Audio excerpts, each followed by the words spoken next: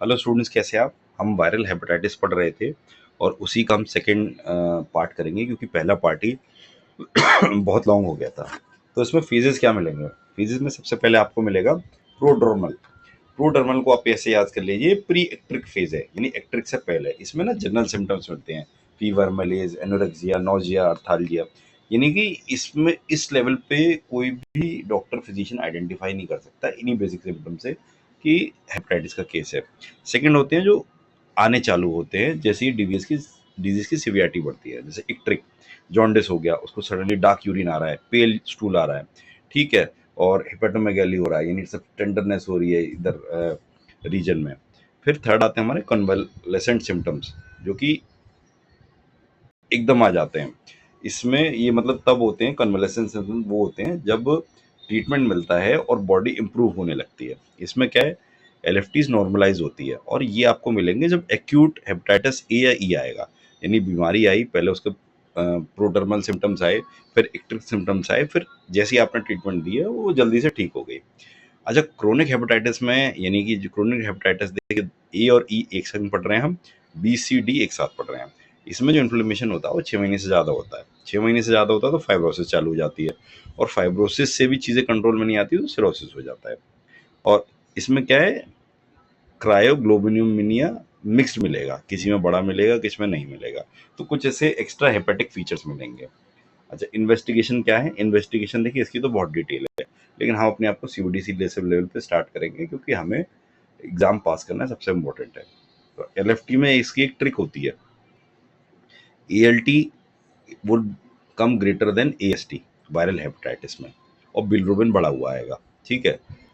ALP normal और mild मतलब के आसपास आएगी, मतलब थोड़ी बड़ी भी आ सकती है या कम भी आ सकती है, लेकिन ट्रिक यही है, एएलटी ग्रेटर देन एएसटी आएगी, ठीक है। अगर आपको एएलटी एएसटी ये सब, हमने जो लीवर के पैरामीटर्स हैं अपनी दूसरी प्लेलिस्ट में बहुत डिटेल में कवर करें हैं, अभी शॉर्ट में ही हम यहाँ पे पढ़ेंगे। समझ नहीं आ रहा हो एक बार वो देख लीजिएगा। सीरोलॉजी हमने इसकी पढ़ी ली। H B S A G है हमारा main, anti H B C जिसके हम दो टाइप पढ़ते हैं, आईजीएम आईजीजी, और anti H B S S for ship, ठीक है, इतना ही। ये तीन ही की ब्रॉडली बहुत रहेंगी। अच्छा, आप इसमें पीसीआर भी करा सकते हैं, उससे सारा कहानी क्लियर हो जाती है। कॉम्प्लिकेशंस इसके बहुत इंपॉर्टेंट है, फल्मिनेंट हेपेटिक फिलेरिया। ये यानी कि सडनली आके बॉडी एकदम शट डाउन सी करने लगती है क्योंकि मैसिव नेक्रोसिस होता है, हर जगह प्रॉब्लम है, और क्योंकि इतनी जल्दी आ रहा है तो रिपेयर करने का टाइम नहीं मिलता। और ये बी, हेपेटाइटिस बी और डी अगर एक साथ हो रहा है तब बहुत ज़्यादा देखने को मिलता है, या फिर हेपेटाइटिस ई अगर प्रेगनेंसी में हो रहा है तो मिलेगा आपको। तो ये एक फैटल कंडीशन होती है और उसको ट्रीट करना बहुत ज़रूरी होता है।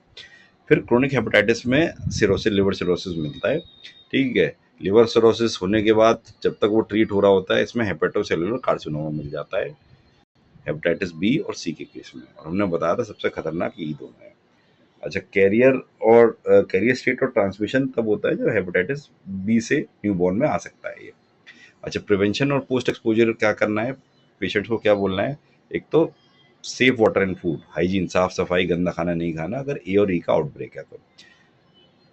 हेपेटाइटिस ए की कुछ हमें सेलेक्टेड सेटिंग में वैक्सीनेशन से वो हेल्प करता है, वो करना है। हेपेटाइटिस बी का अवेलेबल है तो लगाना ही लगाना है, और बूस्टर शेड्यूल भी लगाना है, ठीक है। शेड्यूल आपको पता ही है, जीरो मतलब आज लगेगा, 1 महीने बाद लगेगा, 6 महीने बाद लगेगा।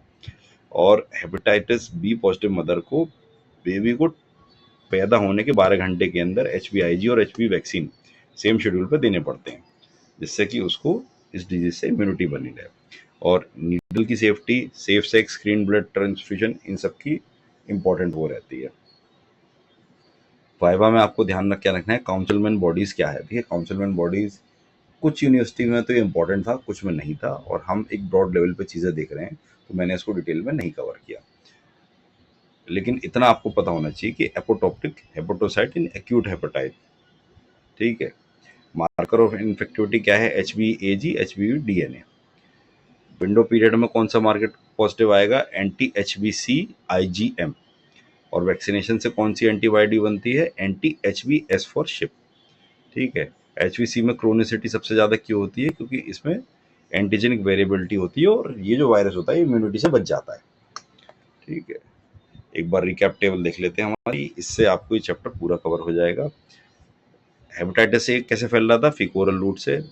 और इसका आइडेंटिफिकेशन युग पॉइंट क्या है? इसका आउटब्रेक यंग किड्स में ज़्यादा होता है और इसमें आईजीएम एंटी-एचवी नेगेटिव वो पॉजिटिव आएगा। प्रिवेंशन इसका यही है, हाइजीन रखिए, वैक्सीनेशन कर दिए। हेपेटाइटिस बी कैसे फैलता है? ब्लड, सेक्स और प्रीनेटल तरीके से। क्रोनिसिटी इसमें होती है और इसके मार्कर्स हमने देख लिए थे, HBsAg, और इसमें HCC का रिस्क होता है। यूनिवर्सल इसकी वैक्सीन आती है, लगवा के हर कोई कवर कर लेता है। Hepatitis C blood, IV fluid, transfusions, इन सब से फैलता है। इसमें क्रोनिसिटी सबसे ज़्यादा होती है और इसमें ना मिक्स क्रायोग्लोबिनुलिया मिलता है और क्रोनिसिटी बढ़ती जाती है। इसकी ना कोई वैक्सीन आती है, ना कोई इससे प्रोटेक्शन है। और आ गया हमारा हेपेटाइटिस डी। ये जनरली विद हेपेटाइटिस बी के बिना नहीं हो पाता, क्रोनिसिटी इसमें होती है। और अगर हेपेटाइटिस डी और बी एक साथ हो जाए तो ये सुपर इन्फेक्शन कॉज करते हैं। अदरवाइज ये इंडिविजुअली इतना कोई नुकसान नहीं करता और इसमें हेपेटाइटिस बी वैक्सीन प्रोटेक्ट कर लेती है जिनको लगी होगी। हेपेटाइटिस ई फेकोरल, वही खाना, गंदा खाना और गंदे पानी से फैलती है, क्रोनिसिटी इसमें नहीं होती। प्रेगनेंसी में इसकी सीवियरिटी बढ़ जाती है, बाकी इससे कोई खतरा नहीं है। और मेन यही है कि पानी वानी साफ रखिए तो इसका आउटब्रेक कंट्रोल हो जाता है। इसी तरीके से हमने ये चैप्टर 2 पार्ट में ख़त्म कर लिया। स्टूडेंट्स, मेरी एक ही रिक्वेस्ट है, मैं आपको फ्री में पढ़ा रहा हूँ, मैं ना कभी अपनी वीडियोस प्राइवेट करूँगा। ये जो वीडियोस हैं ये हमेशा पब्लिक ही रहेंगी, ना कोई पैसे में ले रहा। अगर मैं इसमें और कोई कोर्स लॉन्च करूँगा तब लूँगा, तो प्लीज़ एटलीस्ट वीडियो को शेयर करिए। और अगर आपके सिलेबस के काम की हैं तो आप चैनल को सब्सक्राइब करके छोड़ दीजिए, बाद में जब एग्ज़ाम आएगा तब देख लीजिएगा। Thank you.